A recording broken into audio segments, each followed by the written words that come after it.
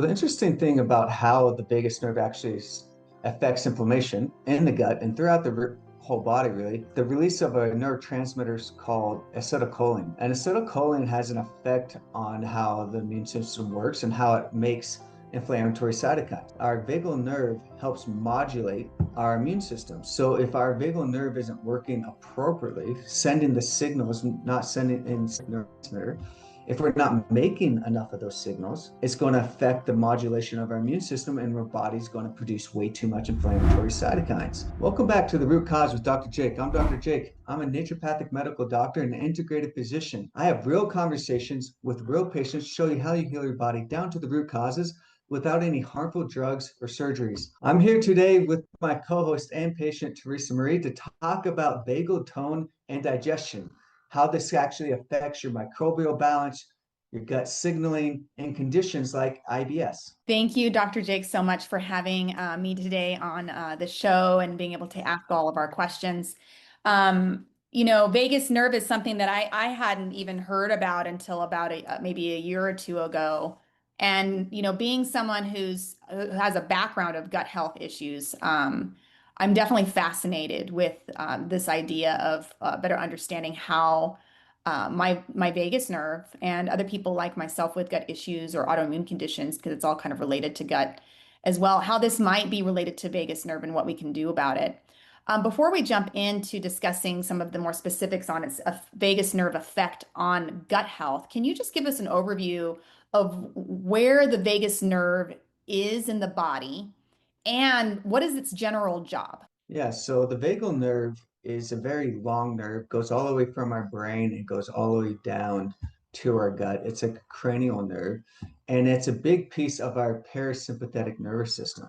So we have the sympathetic and parasympathetic. Sympathetic is fight or flight, parasympathetic is rest and digest.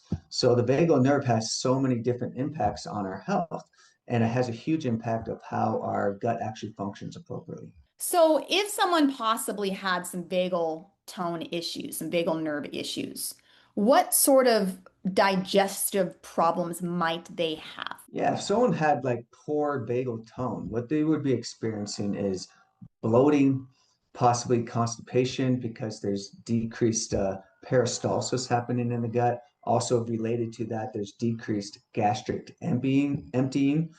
And then they're going to have a lot of gas that's related to that also. They also are not going to be producing enough gastric enzymes, which can lead to all these symptoms that we're talking about too, but you're not going to be able to make enough pancreatic enzymes or bile. So you're not going to digest your fat very well. So you're going to maybe have a lot of fat in your stool, and maybe your stool starts to float because of that.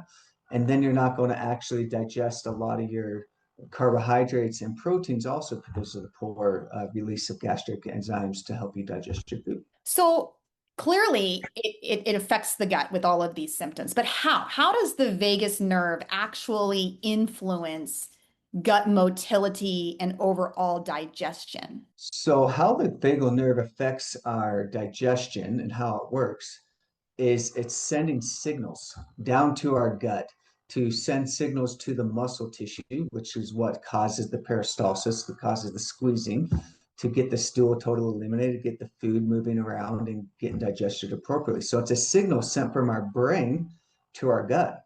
But the interesting thing, too, is actually there's more communication from the gut to the brain.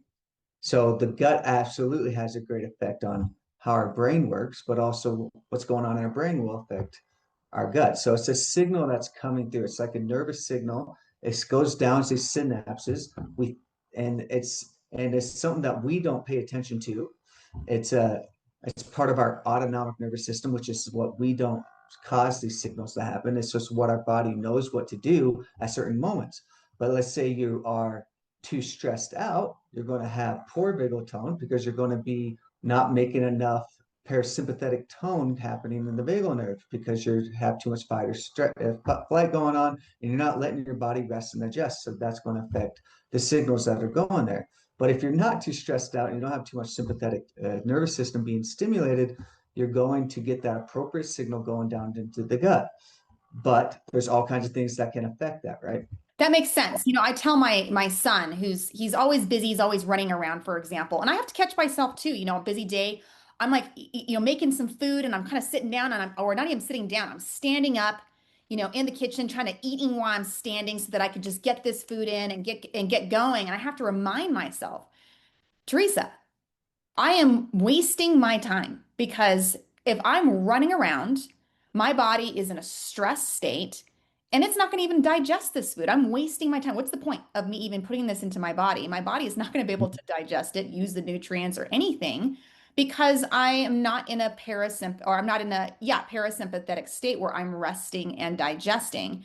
And so, something to be thinking about, I think, for our audience is like our bodies focus on it's all about energy conservation, right? Like it can't do everything at once. So when the body is prepared to run from the bear, the symbolic bear in the modern day life, the focus of energy is to survive. It's to get away, it's to run.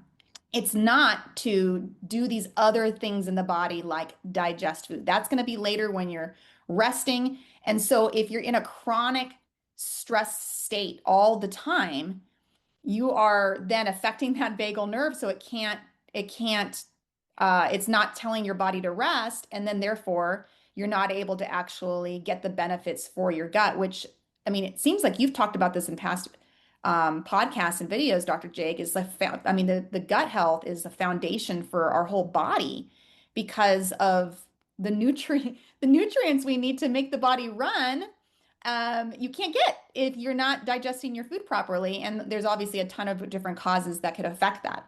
Now, one of those things that you have talked in the past is gut inflammation. Can you explain to us how does the vagus nerve play a role in controlling gut inflammation? Because I know that gut inflammation does impact our health, right? And so there's got to the connection with the vagus nerve, I think, is quite important then. So the interesting thing about how the vagus nerve actually affects inflammation in the gut and throughout the whole body really is the release of a neurotransmitter called acetylcholine. And acetylcholine has an effect on how the immune system works and how it makes inflammatory cytokines. So our vagal nerve helps modulate our immune system. So if our vagal nerve isn't working appropriately, sending the signals, not sending in neurotransmitter, if we're not making enough of those signals, it's going to affect the modulation of our immune system and our body's going to produce way too much inflammatory cytokines. So, and that's going to increase inflammation inside the gut, leading to inflammatory bowel disease or irritable bowel syndrome or gas and bloating or many other GI disturbances that people experience is related to this inflammatory process. But also when the gut inflames, the immune system in the gut then will affect the whole inflammation throughout the entire body. Most of our immune system is actually in our gut. So it's a vicious storm. Okay. We have a poor vagal tone. We're not getting the signal appropriately to our gut. Then we're getting inflammation in the gut. And then this inflammation in the gut, it causes more inflammation throughout our body because it affects the immune system in the gut. And then we have this huge vicious cycle of this chronic inflammatory process throughout our body, leading to arthritis or even anxiety, depression, which is related to that, or even just poor metabolism because of this inflammatory process. I mean, it's fascinating how that inflammation really plays that role in our overall health. So we know that gut health is impacted by inflammation. We know that the vagus nerve plays a role in that. We know that your gut health is impacted by stress. We know the vagal nerve plays a role in that. What about like the other aspect that really, affects gut health is our microbiome. What is the connection between the gut microbiome and the vagus nerve and our mood, that whole combination? So the vagal nerve, so there's the gut-brain axis, right? So the brain communicates to the gut communicates to the brain. So whatever's going on in the gut, so let's say we have inflammation in our gut, and then that's affecting the neurotransmitters in our gut, and then like serotonin, dopamine, GABA, etc. If we have this dysregulation, this is then going to travel up the vagal nerve and then influence the brain. So if let's say we're making too little serotonin in the gut, that's going to affect the brain, and that can lead to depression or anxiety, or maybe we're not making enough GABA, and that's going to affect anxiety. So we have a lot of neurotransmitters in our gut. and these neurotransmitters will influence our brain. Psychologists focus a lot on balancing out neurotransmitters. That's what the drugs are doing, SSRIs or other type of antidepressants like MOA inhibitors, et cetera. All have this effect on how the neurotransmitters are made, serotonin, dopamine, et cetera. So that focuses on that, but the true cause could be just related to what's going on in the gut, because if you have a gut issue, inflammation in your gut, this will affect how much serotonin and dopamine is released. And then this will travel up into our brain and affect the neurotransmitter balance in our brain. So a psychologist is not quite getting there, or it's just like being a band-aid for the issue because they're not focusing and really dealing with what's going on in the gut, which could be a vagal nerve issue, or it could be a food sensitivity issue, or it could be microbiome imbalances, et cetera, that could be leading to these mood disorders. So when it comes to our mood and so forth, we can see that the gut-brain axis is clearly connected, right? We've got the gut influencing the brain influencing the gut. We've got this vagus nerve that's sort of the communication pathway between the gut and the brain. We see how it affects inflammation. We see how stress can affect the digestion. We see how it affects neurotransmitters. We see how it affects the microbiome. How can improving vagal tone actually help with conditions like IBS, SIBO, leaky gut, those types of things? So how do the vagal nerve even relate to these gut issues that you just talked about, like IBS, inflammatory bowel disease, SIBO, et cetera? So like we were talking about, we need that communication into our gut.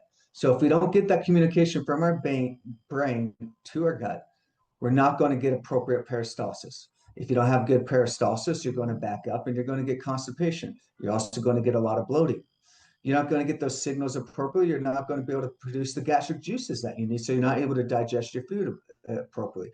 This could lead to diarrhea and also lead to bloating because of the fermentation that happens from food that's not being fully digested. And then we talked about how the acetylcholine released from the vagal nerve affects the immune system regulation. And then you could get inflammatory bowel disease because your vagal nerve isn't working right. So there's so many things that can happen in the gut just because our vagal nerve isn't sending signals appropriately. Just because maybe you are too stressed out could be the big cause of why everything's happening there. Or so you're doing something that's affecting how your vagal nerve works, and then that's leading to the gut issues. And you might be doing all these things, modifying your diet, taking medications or supplements to heal the gut, and it's not quite getting there because you're not getting appropriate signals from your vagal nerve. Now, I think we didn't. I'm actually thinking about what we were discussing before. We really did focus on the vagus nerve connection with neurotransmitters, but could you expand more on its effect on the gut microbiome and vice versa? Yeah, so how does the vagal nerve have this effect on the microbiome? So the microbiome makes these little chemicals that are released, and they actually make these MCT, medium chain triglycerides, and this has an effect on how the vagal nerve works. So they play off of each other. So if we have poor vagal tone and signaling, we're going to have poor microbiome. Isn't even the bacteria, believe it or not, aren't able to work appropriately because it's not getting the signals. But also, if the gut bacteria isn't working appropriately, you don't have enough of those but bacteria in there, that will affect the signaling that's happening in the vagal nerve. So it's hard to say which one was the beginning point, but they both affect each other. It's really fascinating, and I have to wonder sometimes if it has like we see in science a lot of these discoveries about how like energy and like frequencies and all this interesting kind of invisible you know sources of energy are in the world and how it does affect life. It does affect plant growth. It affects bacteria and so forth. So I'm interested as we start learning more about the power of the vagal nerve, like what actually is, what is the microbiome? Are they hearing something? Like what is that bacteria actually picking up that's influencing its behavior through that vagal nerve? So I love the science and all the new stuff that's coming out as we start discovering more.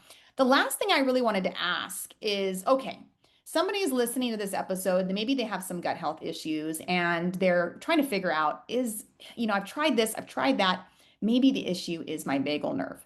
They've come across this podcast and they're learning a bit more about how the vagal nerve could be influencing it. And maybe at this point, they're thinking, you know what, I think it is. I've been dealing with a lot of stress. I don't ever rest. I got this, I've got that.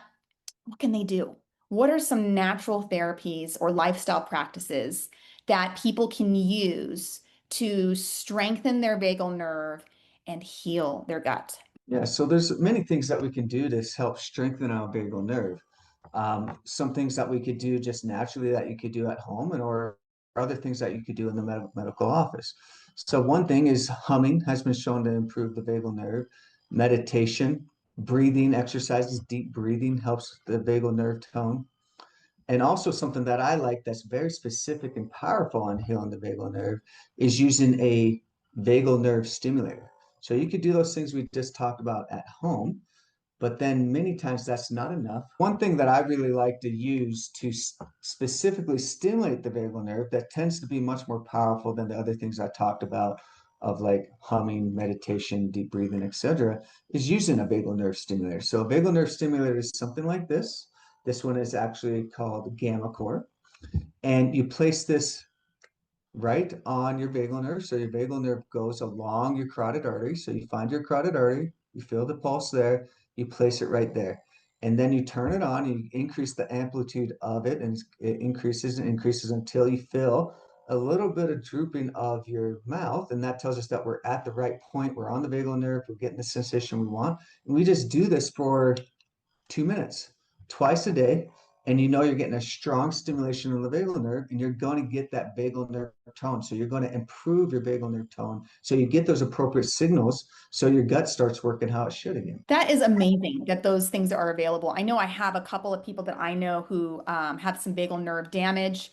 And I'm definitely going to be, letting them know to get a hold of you. For those people who are listening to this episode and they want more support from somebody like yourself who maybe, has these vagal nerve stimulators, or they want to get more of a custom gut health plan, maybe get some lab work done to see what's going on with their gut, all of those things that you are an expert in, they can get a hold of you, Dr. Jake, when they go to drjakewellness.com/schedule. You can schedule with Dr. Jake there. He does, incredible. You can get a 45-minute session with Dr. Jake. Most doctors, you're lucky if you get 7 minutes to be able to go over your issues and have him come up with, a plan for you.